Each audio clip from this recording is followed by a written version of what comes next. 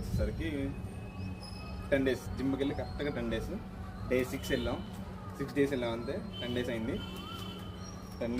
ఈ 10 daysలో ఏం చేసామంటే 4 days గోవాలో ఉన్నాం అంతే. నెక్స్ట్ లాస్ట్ వీక్ మొత్తం ఖాళీ, మొత్తం ఒళ్ళు బద్ధకం అయ్యి గోవా నుంచి వచ్చిన తర్వాత ఏం కదా, గోవా నుంచి వచ్చిన తర్వాత రెస్ట్ అంటే 1 day 2 days, సరే 6 days 1 week వేసుకో రెస్ట్.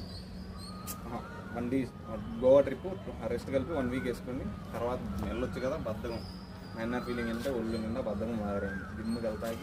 జిమ్కి వెళ్ళకుండా ఉంటాయి, షాపులు ఎత్తుకుంటున్నా, అలా తయారైంది నాకు మైండ్ సెట్ అలా మారిపోయింది.